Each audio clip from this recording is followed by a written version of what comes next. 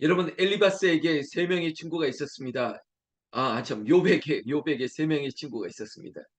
첫 번째 엘리바스, 그리고 빌닷, 소발이라고 하는 세 친구가 욥이 고난을 당하고 있을 때 그에게 찾아왔습니다. 실은 위로한다고 찾아온 것입니다. 그런데 위로가 아니라 판단하고 있습니다. 심판하고 있습니다. 정죄하고 있습니다.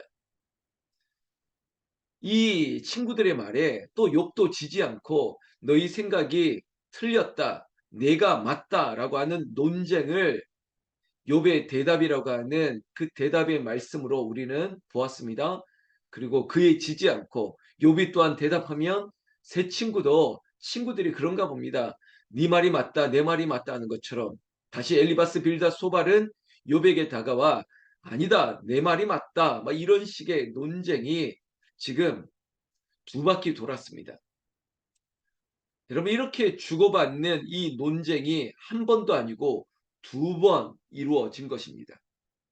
오늘 우리가 아침에 보고 있는 이 말씀은 바로 엘리바스, 빌닷, 소발, 세 번째 친구 소발이 하는 말에 대한 대답이 오늘 21장입니다. 그러니까 지금 세 친구가 지금 두 바퀴 도는 겁니다. 여러분, 참 힘들죠. 말을 듣는다는 것, 그리고 친구가 찾아와 자신을 향한, 제가 조금 전에 말했던 위로가 아니라 심판하고, 그리고 거기에 대한 판단과 정죄가 가득한 얘기를 들어야 되는 것. 속으로는 그렇게 생각했을 겁니다. 제발 좀 가만히 있어주면 안 되겠니? 그냥 내 옆에 있어주면 안 되겠니? 아니면 그저 내 말을 들어주면 안 되겠니? 이런 마음으로 욥이 친구들을 바라보지 않았겠습니까? 다시 한번 오늘 21장의 이 후반부는 바로 마지막 친구였던 소발의 판단에 지금 욥이 또한 그의 이야기로 되갚아 주고 있는 것입니다. 욥도 사람이고 새 친구도 사람입니다. 그러나 그 사람의 말과 고백 속에 우리는 하나님이 어떤 분이신지를 좀 찾고, 또 그 말들의 잔치 속에서도 그러나 우리에게도 교훈이 되고 적용이 될 수 있는 그런 은혜의 보화를 좀 캐내었으면 좋겠습니다. 자, 17절 우리가 시작하면서 읽었습니다. 악인의 등불이 꺼짐과 재앙이 그들에게 닥침과 하나님이 진노하사 그들을 곤고하게 하심이 몇 번인가. 실은 새 친구의 논지는 변함없습니다. 뭐냐? 악인은 보응을 받는다. 인과 응보의 법칙입니다. 여러분, 네가 죄가 있으니까 벌을 받는 거다라고 하는 기조를 가지고 욥이 당하는 고난에 대해서 위로하는 게 아니라, 분명히 너는 의인이라고 말하고 너는 죄가 없다고 말하지만 아니야, 죄가 있으니까 벌을 받는 거야라고 하는 이 변함없는 논지를 가지고 욥을 판단하고 정죄하고 심판하고 있는 친구들의 말은 뭐 여기서 여깁니다. 그러다 보니 욥의 대답도 거기에 대해서 반응하다 보니 욥도 인정합니다. 그래, 악인이 보응을 받는 건 맞다. 18절에도 그들이 바람 앞에 검불같이 폭풍에 날려가는 겨같이 되었도다. 반드시 악인은 심판을 당하는 게 맞아. 내가 그것을 부인한 게 아니야. 그리고 하나님은 19절 그의 죄악을 그의 자손들을 위하여 쌓아두시며 갚으실 것을 알게 하시기를 원하노라. 그래, 죄인들은 당대에만 끝나는 거 아니라 그의 자녀와 후손들에게 그의 죄과가 쌓이고 쌓이게 될 것이야. 하나님이 반드시 죄인들을 멸하실 것이야. 그 죄악을 갚으실 것이야. 욥도 알고 있습니다. 그런데 문제는 욥 스스로가 나는 하나님 앞에 그런 죄를 지은 것 아닌데 라고 하는, 어쩌면 합리적인 의문을 가질 수 있는 거죠. 그런데 새 친구들의 얘기를 듣다 보니 아니 내가 무슨 죄가 있는 것인가? 스스로도 의문이 되니까 하나님 앞에 따지기도 하는 것 아닙니까? 하나님 어찌하여 나에게 이런 일들을 겪게 하는 것입니까? 라고 하는 그의 하나님 앞에 부르짖는 기도에도 또 하나님에 대한 오해, 그리고 나는 아무 문제 없이 죄를 받는 것에 대한 억울함, 이런 것들이 막 생길 수밖에 없는 거죠. 결국은 말이 많고 서로 간에 이야기가 길어질수록 하나님은 온데간데 없고 자기의 생각과 자기의 교만과 판단으로 하나님을 오히려 정죄, 판단, 심판하고 있는 것이 오히려 인간이라는 겁니다. 나라는 거죠. 여러분, 우리는 하나님의 창조주 하나님에게 지음받은 피조물입니다. 그런데 어찌 피조물이 하나님을 판단할 수 있고 하나님에 대해서 우리가 무엇라고 심판할 수 있겠느냐라는 것입니다. 그런 의미에서 오늘 저는 하나님이 어떤 분이신가를 우리가 나누고 싶은 문장이 있다면, 여러분, 하나님은 심판주이십니다. 오늘 이 새벽에 하나님이 어떤 분이신지를 우리가 은혜로 받으실 말씀이 바로 이겁니다. 하나님이 심판주예요. 아니, 하나님만 심판주가 되십니다. 사람이 심판할 수 없습니다.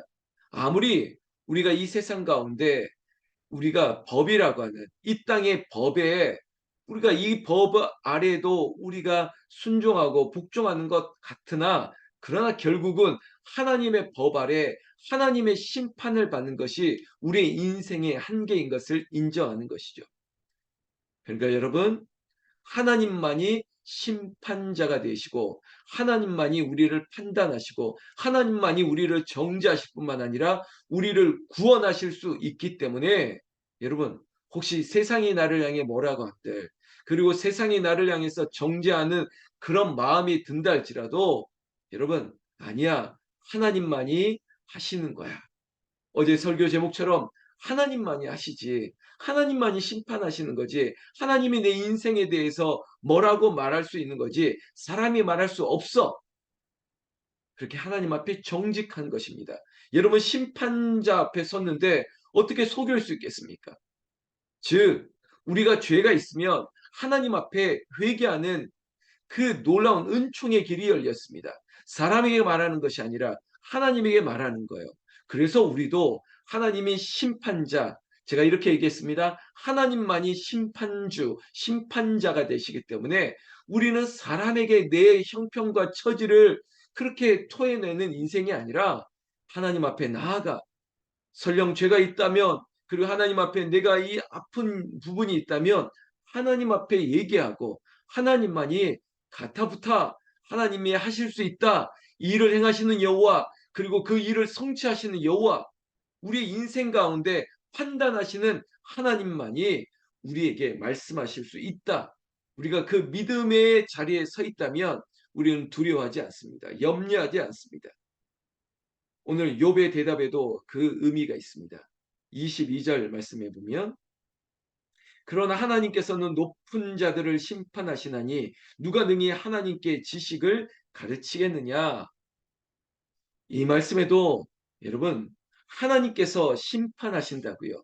그래, 높은 자들, 그래, 아는 척하는 너희들, 그리고 엘리바스 빌다스 소발이라고 했던 그 세 친구를 겨냥할 수 있는 말이기도 하겠고, 그리고 이 땅에 오히려 권세와 능력을 가지고 심판의 자리에 있는 많은 사람들까지 하나님, 만물의 창조주 되시는 하나님만이 이 땅을 심판하신다는 겁니다. 그리고 그 하나님만이 모든 것을 아십니다. 그래서 욥도 친구들에게 이렇게 대답할 수 있는 겁니다. 누가 능히 하나님께 지식을 가르치겠느냐? 너희들을 조차 이런저런 말을 하지만 그러나 하나님의 지식에 미칠 수 없다는 것입니다. 여러분, 이것이 우리를 당당하게 하는 겁니다. 그래, 얼마나 많이 알고 있어. 그래, 네가 그렇게 생각하고 있어? 아니야. 여러분, 저는 목사님요, 예배가 마치면 다음 예배를 준비합니다. 물론 삶의 예배는 당연하거니와 저는 항상 다음 주일에 말씀을, 하나님, 저의 뭐 습관일지 모르겠지만 예배 끝나자마자 주일 저녁부터 하나님, 무슨 말씀을 어떻게 해야 될까요? 어린아이와 같이 하나님 주세요. 하나님 말씀해 주세요. 그런데 어젯밤 정말 잠들기 전에 이 고민을, 뭐 이게 기도이고 고민이고 하는데 하나님께 한 문장을 딱 떨어뜨렸습니다. 제가 막 옳고 그름에 대해서, 하나님 이게 맞나요? 아니면 지금 이렇게 되는 것이 맞나요? 여러 가지 의문들이 있습니다. 제가 정했던 시간과 다른 거, 그리고 제가 계획했던 것과 달리 가는 것, 아니 이랬으면 좋겠는데 이게 아닌 거 뭐 다양한 것들 앞에 하나님 이거 맞습니까? 이렇게 되는 게 옳습니까? 이 내 안에 있는 의문이 올 때 하나님이 쿵 하고 치더라고요. 내가 하는 것은 항상 옳다는 것입니다. 여러분 내가 옳은 게 아니라 하나님이 옳습니다. 그래서 제가 제목으로 삼고 싶은 그 문장이 정해지고 떠올랐던 겁니다. 하나님은 옳습니다. 하나님은 이리 해도 저리 해도 하나님은 항상 옳습니다.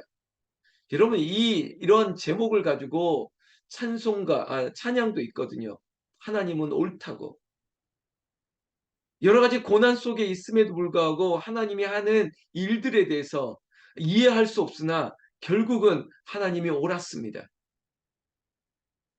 세월 교훈은 여러분들에게도 하나님이 옳습니다. 하나님은 항상 진리 가운데 하나님은 틀린 적이 없었습니다. 내가 틀린 적이 없다라고 말할 수 있으나 그건 내 생각일 뿐이지 하나님은 언제나 늘 우리에게 옳았습니다. 그래서 여러분 신뢰하세요. 지금 내 생각과는 다르다고요? 느리다고요? 여기가 아닌 것 같다고요? 아니요. 우리가 말씀을 따라가는 인생은 하나님이 우리를 옳은 길로 인도하시는 것이에요. 오늘 욥의 22절의 고백처럼 누가 능히 하나님께 지식을 가르치겠느냐. 아무리 누가 이런저런 말을 하더라도 하나님이 우리에게 하시는 바, 하나님께서 우리에게 성령 가운데 주시는 지혜와 지식, 이거는 사람이 따를 수도 없고 사람이 흉내도 못 내고 사람의 말은 틀린 것입니다.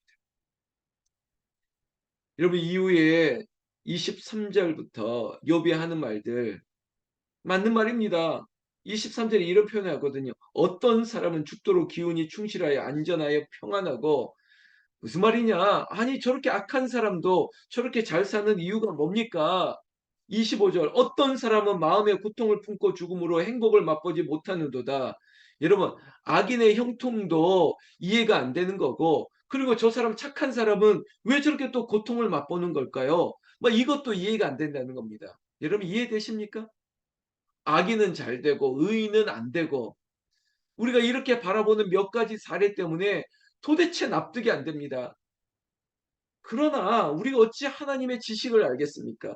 어찌 하나님의 일을 알겠습니까? 욥 스스로도 자신이 당하고 있는 이 고난에 대해서 알지를 못하고 있지 않습니까? 그러니까 훈수 두는 사람들이 찾아오고 또 찾아오고 두 번째 찾아왔지 않습니까? 여러분 아직 끝난 게 아니에요. 욥이 이렇게 대답하니까 내일부터 다시 엘리바스 또 등장합니다. 세 번째. 지치지도 않아요. 훈수 두는 것은 남에 대해서 말하고 싶은 것은 지치지도 않는다니까요. 이게 바로 인간의 욕망이에요.